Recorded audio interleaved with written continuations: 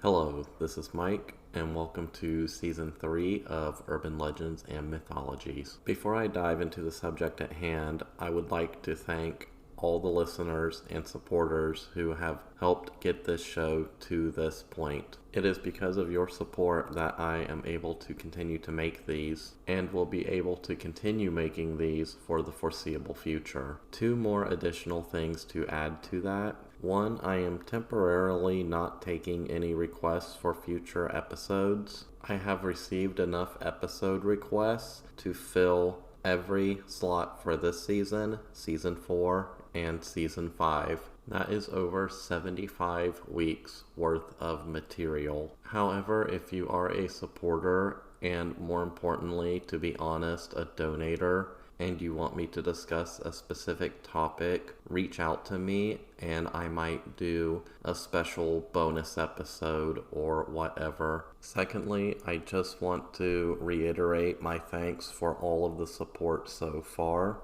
You listeners and your curiosity about these subjects really are what drives this show, and any added support that you may bring in will be greatly appreciated. So as always, like it, share it, give me some feedback. Go check out the Instagram page. That's up and running now. Any other support is greatly appreciated. With that being said, let's get into the topic at hand. Today we are discussing one of the most infamous hauntings in American history, the haunting of the Bell Witch. So, like always, let's have a nice cold beer and start at the beginning. So our story starts in 1817, along the Red River, near a town called Adams in Robinson County, Tennessee. So John Bell, he was a prosperous tobacco farmer in North Carolina. All of a sudden he picks up and he moves to this area in Tennessee along with some of the initial settlers. He has a 1,000-acre farm in which they grow tobacco and other crops. Now, not much is really known about John up to this point. We know at one point he was a barrel maker's apprentice, but he decided to try his hand at farming. He got married in North Carolina, had several kids. At some point he decides to pack up, sell his plantation, and move to the backcountry in Tennessee, essentially to basically start over with a new plantation and a growing family in a new community. He was a popular man. He was a very matter-of-fact person. He looked you dead in the eye when he spoke to you, and he wasn't known for joking or being jovial or anything like that. He was a very matter-of-fact person. It was also suggested that he was a very shrewd and matter-of-fact businessman. This was why he was so prosperous, and that he may have gotten into some kind of legal trouble in North Carolina which prompted the move. We just don't know. We do know that he was a member of what would become the Red River Baptist Church, and he was actually excommunicated from that church for usury. Usury is an archaic term for loan sharking, which, for those of you who don't know what that is, that means that he's giving out a high-risk loan with a very high interest rate, which is generally frowned upon in the Christian religion. However, his family are amongst some of the earliest settlers in this area. They literally helped build the city of Adams, and they are regarded as a very popular and well-liked family in the area. So it all begins on a day in 1817. John Bell, he's out in his fields, and he notices a strange-looking animal. It resembles a dog, but it's very distorted. The angles of the joints are wrong, and it's much larger than your average dog. It's almost bear size, and it was said to have a head that almost resembles a rabbit.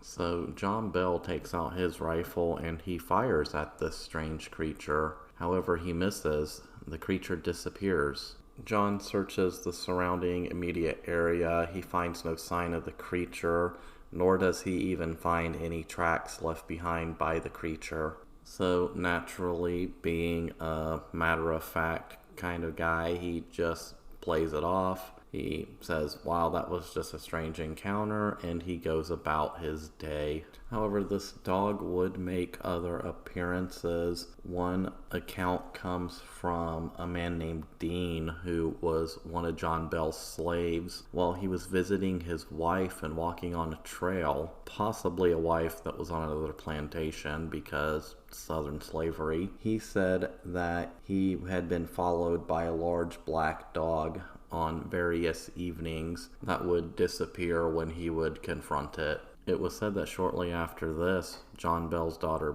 Betsy saw the apparition of a girl in a green dress swinging from an oak tree. However, when she tried to interact with this girl, she disappeared. It was then very quickly after these initial events when things would escalate. One night, around midnight, early morning, while they were asleep in their beds, they awoke to the sound of banging on the walls, on the doors, on the windows, all around the house, just banging and knocking. So they naturally assume that it's a person or a group of people, so they get up, they go outside, they find nothing. They search the grounds, they search the whole house, top to bottom, they find nothing. And more curiously, they don't find any tracks leading either to the house or from the house. So initially they discount it. They think it might have been somebody playing a joke or a prank. However, it happens again and again and again, every single night. Now, initially they don't tell anybody about it because John believes that it might be somebody who is messing with him, who is out to get him, and he wants to catch him in the act, and he doesn't want to tell anybody in town because that might tip off this person who's maliciously come into his house in the middle of the night and banging on his walls for whatever reason. However, this is just the beginning. It's going to escalate a lot from here.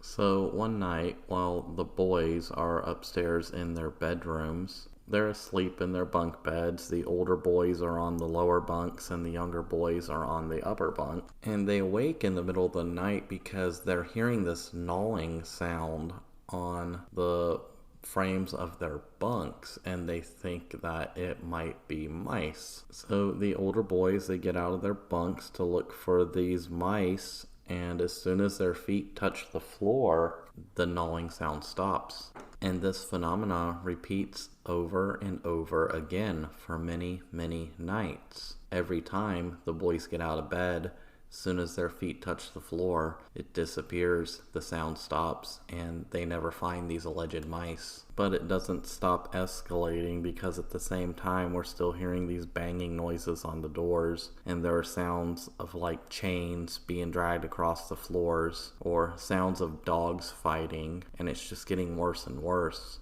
But one night, while the boys are trying to sleep in their bunks, they hear a sound they've never heard before.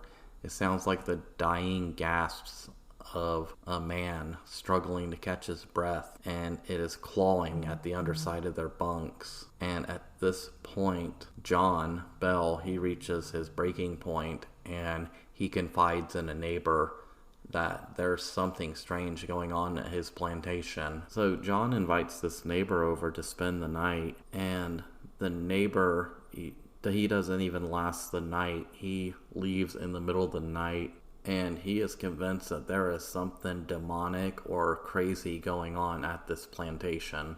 And then quickly word starts to spread in this small community about a haunting or a witch or a spirit or a demonic entity at the Bell home. And while word of this is spreading, it continues to escalate, particularly focusing on John Bell and his daughter Betsy. With Betsy in particular, the entity loves to slap her, punch her, kick her, stick pins in her. It's very torturous towards this daughter, while at the meantime, with the other siblings, it's pulling sheets off of them in the middle of the night, creating these demonic sounding sounds. And with his wife and other people, the entity even starts to speak to them. And this speaking wasn't just disembodied voices. This entity was sentient. It was said to have full, long, drawn out conversations, gossip, and debates with whoever was interacting with it at the time. In fact, a very early instance in which a traveler or possibly somebody in the home asked, "What are you and what are you doing here?" The entity replied, "I am a spirit. I was once very happy but have been disturbed." The spirit would go on to offer diverse explanations of where it had come from. At one point, it stated that it was millions of years old. The entity would go on to state that the reason it began to appear to the Bell family was due to a disturbance of a Native American burial mound which was on the property. Most likely a burial mound that the Bells either leveled for plowing or for building a structure, or dug into with no regard for the significance of a burial mound in the Native American culture in that area. We have to remember that these are early 19th century white Southern Christian slaveholders who have colonized this new land and who probably would have seen a Native American burial mound as just an obstacle to plow through.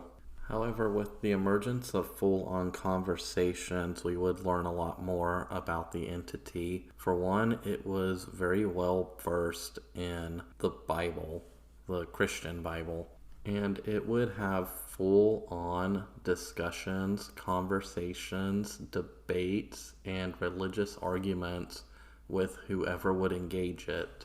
It had also at one time repeated 2 different sermons which were given in 2 different churches at the same time, 13 miles apart, word for word, and this was verified by the people in those churches who had heard those sermons. It was said that the entity would also gossip about neighbors. It took great enjoyment in this. And it would even display a form of kindness towards Lucy, John Bell's wife, once describing her as the most perfect woman to ever walk the earth. She would sing hymns to John's wife, and it was said that she would even bring her fresh fruit. The entity also seemed to take a liking to John Bell Jr. It was said that it would show him a great deal of respect. This led a lot of people in the community to think that this spirit was divine in some way, and many people from the community would come to converse with the spirit. However, this kindness only masked the malevolent intentions behind the entity, for this entity had a dark side and a deep, seething hatred towards John Bell. So the whole time this phenomena is going on,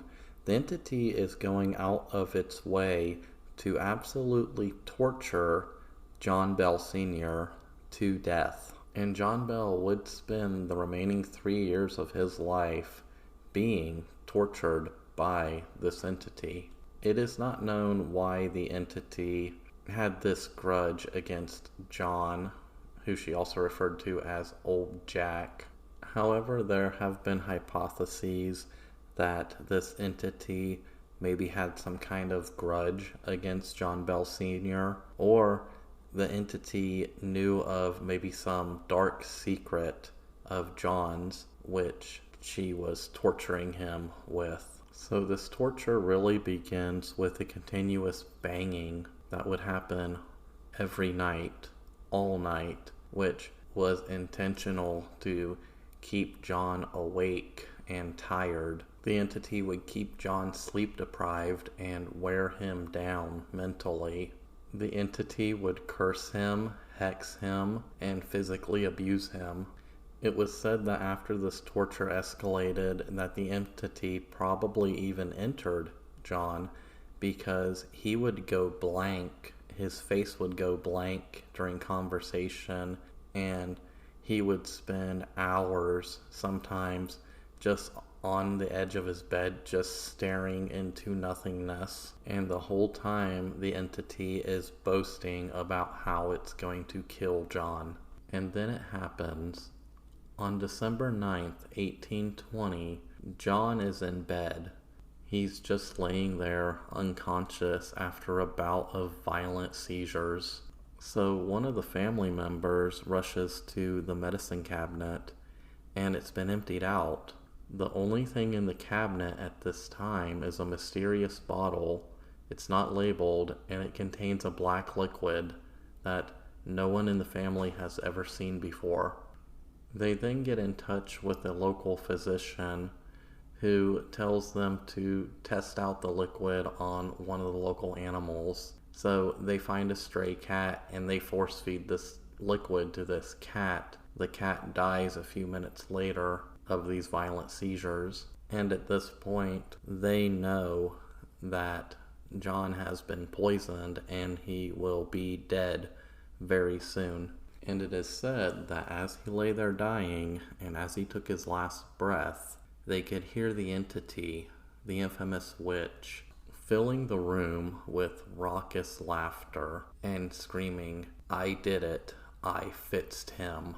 And even over the next few days, as they were mourning the loss of their patriarch and organizing his funeral, it is said that the entity would disrupt it by singing body-drinking songs in raucous celebration.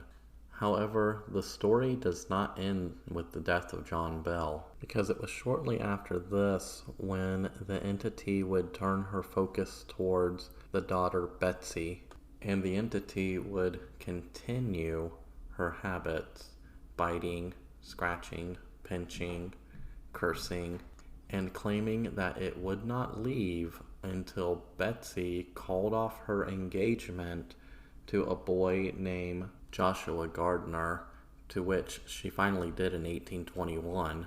At that point, the entity stated that it would leave, however, it would return in 7 years. And for 7 years, this activity ceased in the Bell house. However, the entity was true to its word, because in 1828, the entity reappeared in the Bell household, and it starts all over again, this time with Lucy and her 2 sons, Richard and Joel, who are still living on the plantation in this same house. However, this time around, they take a different approach. They decide to ignore the entity. They choose not to engage with it, and subsequently, the entity, possibly out of boredom, just disappears again. However, it is said that in subsequent generations that the witch will appear on the property if you go looking for her, that even though the house is gone and the property has been reclaimed, the entity never truly left. And in a lot of the modern urban legends that surround this story, it is said that the entity now resides inside a cave, a natural cave that was on the property. And that cave can still be visited to this day, I believe with the landowner's permission, of course. And it is said that strange events still happen on that land and in that cave. But what was the Bell Witch? What was this entity, this spirit that resides on this property? There have been many hypotheses suggested over the years, but we truly do not know what is truth and what is fiction. The records are clear from the time. However, as time has gone on and works have been published regarding the infamous haunting of the Bell Witch, other stories have become attributed to this legend and has made it far more detailed than what I went into here. I just barely scratched the surface of all the stories associated with the Bell Witch. So the first and most obvious hypothesis is that this is a malevolent spirit or some kind of demon or maybe it's the spirit of a Native American with a grudge, or a spirit or entity which may have been aware of maybe some kind of shady business dealings that the Bells were engaged in. Remember, he was excommunicated from that Baptist church for usury. And while there's no evidence that the Bells were cruel to their slaves, maybe they were cruel to their slaves and the entity took offense to that. Maybe the spirit was disturbed with the leveling or destruction of that burial mound and never forgave John Bell for that. It could be any possibility or circumstance like that. We just don't know. And that's the thing. Entities, spirits, demons, apparitions, poltergeists, whatever you want to call it, it's so prevalent in our culture as humans. Ghost stories are in every single culture. So even without any real scientific conclusive evidence, I think generally most people can agree that strange entities like that may exist, and who knows, they may be sentient and they may interact with humans in this manner. We just don't have the scientific means to prove it. That's one possible explanation for the Bell Witch. And to be honest, people can argue back and forth all day for the rest of their lives whether or not something like that exists. But I think in our cultural mindset as humans, we may not have evidence for it, but on some level we know that it exists. Another possible hypothesis was that this was all done and imposed and created by a neighbor of the Bells named Kate Batts. Now, the entity at several times would refer to herself as Kate, and Kate Batts was known to the Bells, and it was generally believed that the Bells may have cheated her out of some land or money when they moved into the area. And this is as old as time. You do not become prosperous in whatever field you're in without screwing over a couple of people. That's literally how people get rich. You gotta screw over people. Now, Kate Batts was a neighbor of the Bells, and there was this rumor going around. And to add another layer to it, Kate Batts was a very eccentric person. She was this type of woman who a lot of the townspeople were put off by. Part of that is because she had this tendency to use really big words and sentences to, I guess, sound more intelligent or more important. However, she didn't always understand the meaning of the words she was saying, so a lot of the times her sentences would be weird or unintelligible to whoever she was speaking with.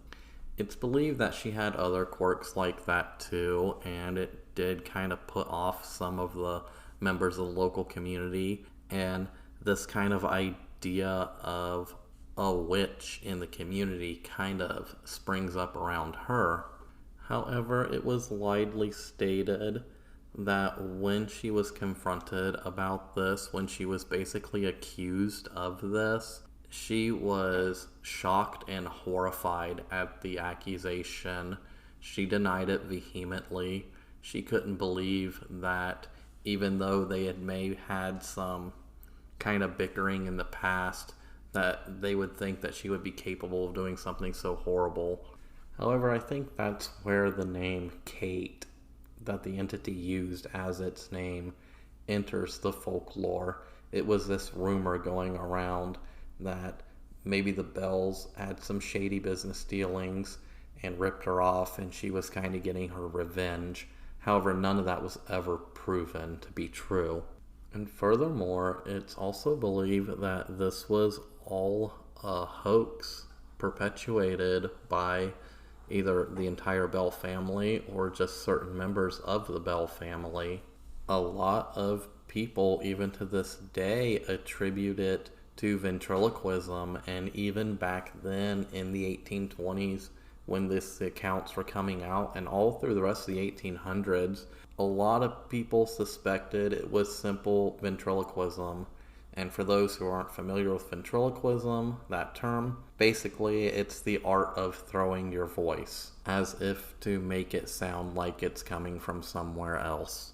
It's a parlor trick, and a lot of magicians use it, and ventriloquists use it in their shows with their dummies. And there are actual written accounts in diaries and letters which state that this was ventriloquism, that it was most likely one of the daughters doing this, and that the rest of the Bells were just going along with it and embellishing the story, maybe to raise some clout in the local community. Or maybe some of the family members themselves participated in this as a conspiracy to kill John Bell Sr., because at the time, John Bell Sr. was in his late 60s, his children were adults, and he possessed over 1,000 acres of land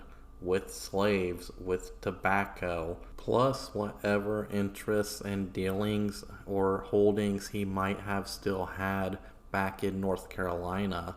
Let's not forget, he didn't even move to this area until he was in his 30s. So maybe some of the members of his family saw this as a convenient way to possibly torture or bump off this old man, ultimately poisoning them while covering their tracks, so maybe they can inherit some of that wealth for themselves. I mean, at the end of the day, he was poisoned, and his wealth went to his children. And what's a more convenient cover story than an insidious entity did it, and here's the evidence for that goes back 3 years. And given the old man's declining health, it was believed that he possibly contracted some kind of neurological disorder, which was bringing on these seizures and these blackouts and stuff. And given that medical knowledge was very primitive in the early 19th century, dosing the food or drink during this illness might have been their golden opportunity.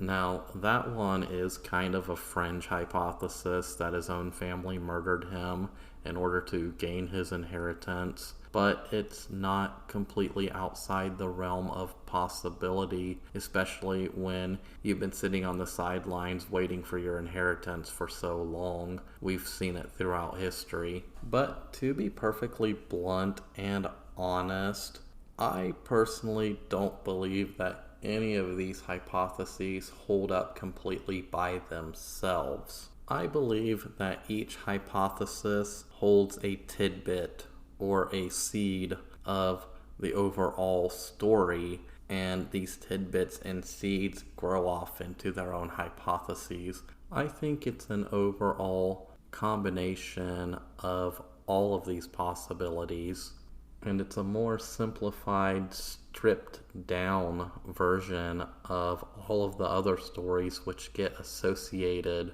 with this myth. Now, I usually don't do this, but here's how I think the real story played out. So, in the late 1700s, John Bell would be in his 30s, and he already has a successful tobacco plantation in North Carolina.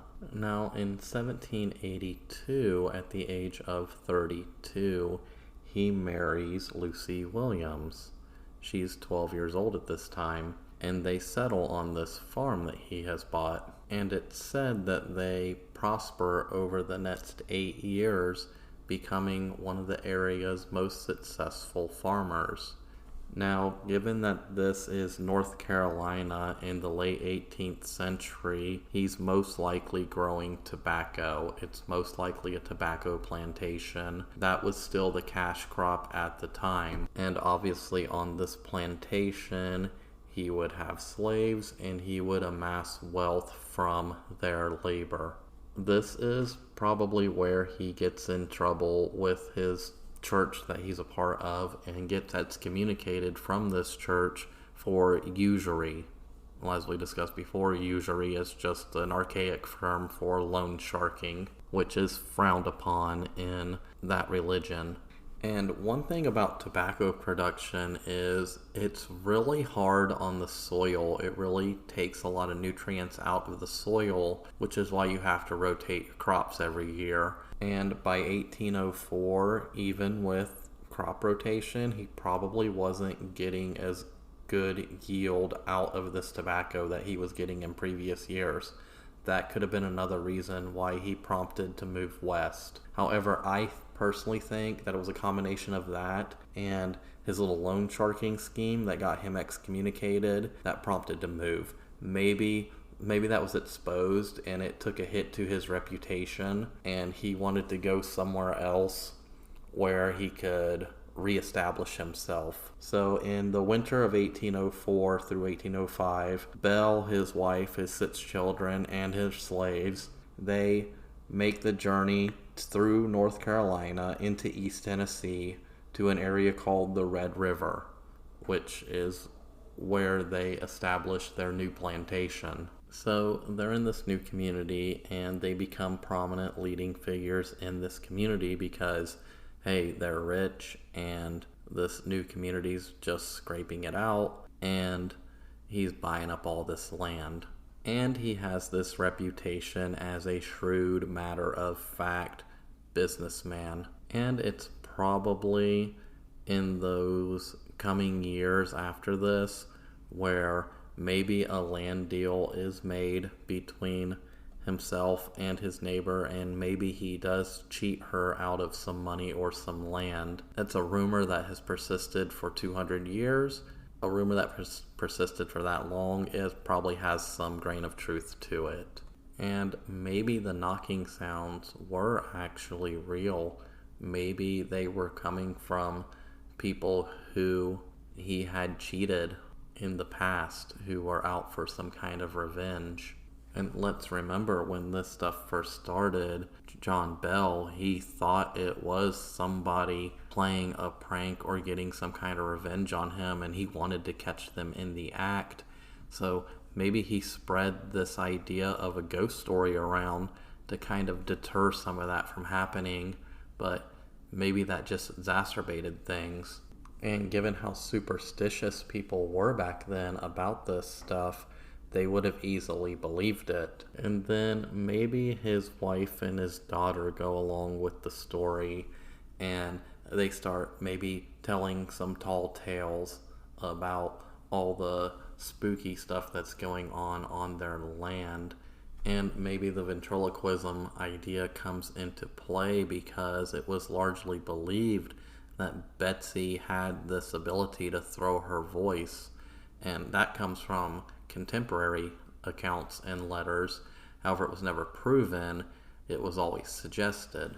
And then later down the line, John Sr. becomes afflicted with this alleged neurological disorder, which at times had paralyzed his mouth, put him in these states where he was just kind of staring at the wall and giving him seizures and stuff. And given the superstitious nature at the time, they probably attributed that to something supernatural, which we kind of see in the Salem witch trials. Those girls, they claim that it was all supernatural. However, given medicine at the time and the fact that we didn't understand mental illness or even general illness, some of that stuff could be attributed to that.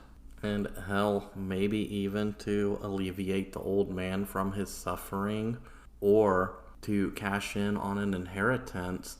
Maybe the members of the family decided to end that misery and poisoned him, and then spread the rumor or myth that the infamous witch did it. Now, to be honest, that is my own personal opinion of the sequence of events. When you take out all the supernatural stuff and look at some of the human elements of the time, I am in no way trying to slander the name of that family or their descendants who still live in the area to this day. But I'm just saying that could be a possibility of what happened. And then the final hypothesis, which kind of reigns today, actually alludes to the authenticated history of the Bell Witch by Martin Van Buren Ingram, who wrote it in 1890. The proponents of this hypothesis believe that he simply made it up. This man worked as a newspaper editor for various newspapers, and a lot of people believe that he just wanted to write an awesome ghost story. And the reason why this hypothesis reigns today is because a lot of the accounts he writes about are second-hand or third-hand accounts. By this time, most of the people that had lived through this haunting, this incident, were dead or old and dying off. So there's not a lot that could be authenticated. However, for true believers, this is considered the Bible for anybody that wants to study the Bell Witch and the history and folklore behind it. But on that note, I think I am going to end it here. Once again, this is Mike with Urban Legends and Mythologies, and if you like this, I just encourage you to tell a friend, share it with someone, follow it on Spotify, Apple Podcasts, Podbean, wherever you may be listening to it. Follow it, share it, like it, give me feedback, donate, send me beer. Hell, send me upgraded equipment if you want. I could really use a dynamic mic for this project. Anything you guys want to do to support the show, I greatly appreciate it. Even just listening to it all the way through, that helps out a lot. And if anybody else has any opinions or suggestions on the future of the show or how to make it grow, reach out to me personally. The show's on Instagram now. I check that Instagram every day. Or find me on Facebook. I'm not that hard to find. And as always, thank you for listening. I will see you in the next episode.